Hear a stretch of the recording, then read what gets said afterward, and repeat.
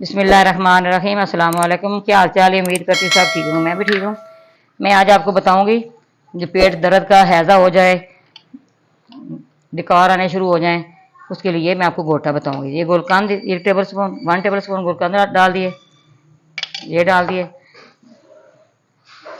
ये 1 table spoon इसके अंदर है अनारदाना, 1 चुटकी अजवाइन की है, ये सौंफ है 1 टेबल स्पून, ये डाल दिए।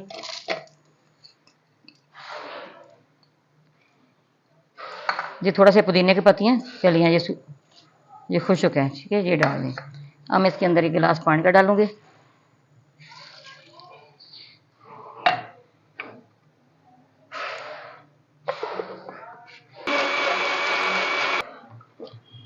अच्छा, मैं छानने के साथ छान लूँगी। मैं गिलास के अंदर डाल के आपको दिखाऊंगी। ये बहुत पीने में भी इसका ज़ायका अच्छा होता है, बहुत मज़े का भी बनता है, लेकिन पेट दर्द का हैज़े के लिए सबके लिए ये मुफीद है। हमारी वीडियो पसंद आए आपने लाइक भी करना, शेयर भी करना, बेल आइकन भी दबाना। हमारी हर आने वाली वीडियो आप तक पहुँचे। दुआओं में याद रखना। अल्लाह हाफ़िज़।